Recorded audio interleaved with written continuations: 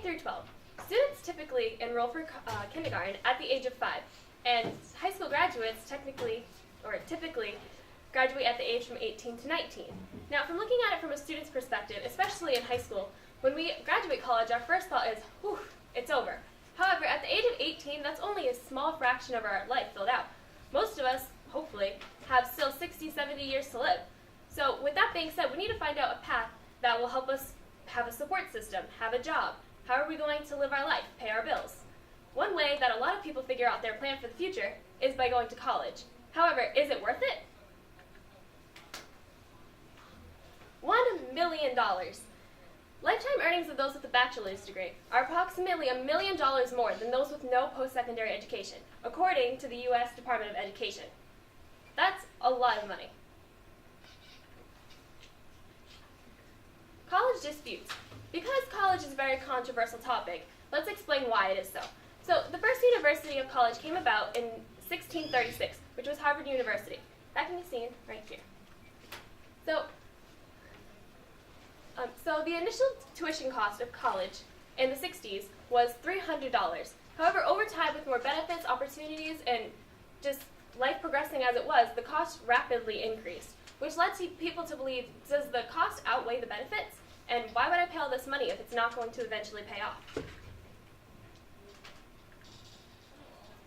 However, after researching, my findings found that college is worth it because the benefits pertain to income, cost, and job opportunities. Beginning with income, let's see. Who here appreciates money? And who here wants to make as much money as possible? Great. So, according to Philip Trostel, a professor of economics and a researcher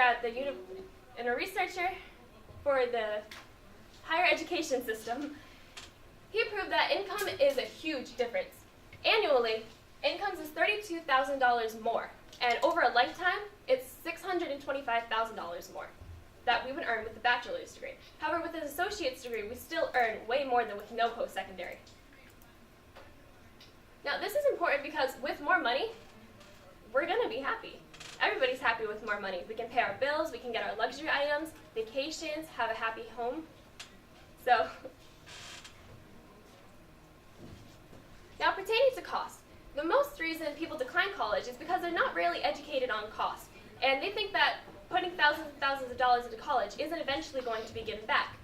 According to Jason R. Abel and Richard Dietz, who are co-workers at the Federal Reserve Bank and hold PhDs in economics, estimated with their 2013 wages that someone pursuing a bachelor's degree would decline over $96,000 in wages more, which is 4 times the cost of actual college. This meaning the payoff of college is given back eventually. At the time being, it may not be as much, but it will be afterwards. Also, out-of-pocket expenses have proven to be only a small cost of what is eventually the total cost of college. And what is paid out of pocket is given back in benefits such as healthier lifestyle, etc. Now, ranking in money. With the cost of college, with all the benefits that we're getting in the payoff, it's because of the jobs we're receiving. Philip Trostel once again tells us that the chance of being employed is 24% higher with a college degree. And the fulfillment of a job usually nowadays argues that you need your college degree to get more jobs. Another opportunity of college is also that the workers' compensation is 2.4 times lower. Let me explain why. With going to college, it is more likely to graduate and get more likely of a business job, such as working in an office, like you can see right here, versus someone who doesn't go to college, who typically ends up in a trade, like an electrical field or a construction field. With workers' compensation, it's more likely to be given to the people who don't attend college because they're in trades such as electrical and more things that are prone to cause injuries or whatever it may be.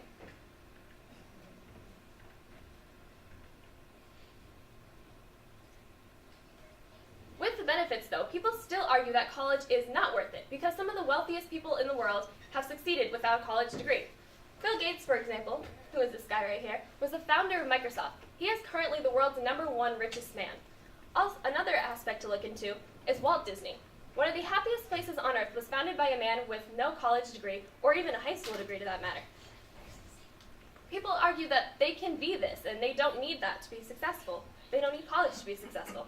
However, not everybody is as lucky or has the talent or ability to be as successful as these two men, especially nowadays. The success earned by these two people and the other people who have been successful was in the past. Nowadays, there's so much more technology and education and advances that it's not exactly likely to achieve this.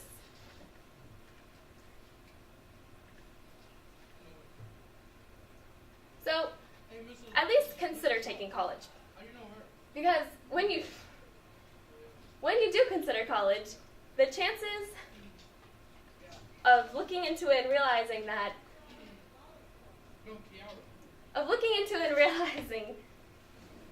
there are more benefits that come to you. And there's a road to a happy, healthy life ahead of you.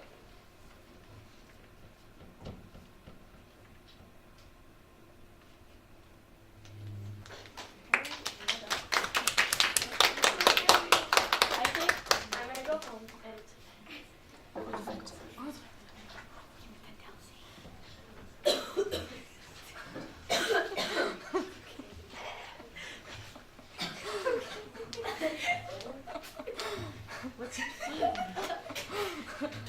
How did you handle the differing perspectives in order to reach a conclusion? Considering the different perspectives helped me reach a conclusion because by looking at my sources and looking at the statistics, the pros of college were essentially more than the cons of college, and it overlooked it. How did you use the conclusions and questions of others to advance others in your sources to advance your own research? Well, most of the resources I used were pros of college, and the ones that were cons of college typically weren't really anything that was reliable enough to support. So the questions and concerns basically went towards my overall claim anyway.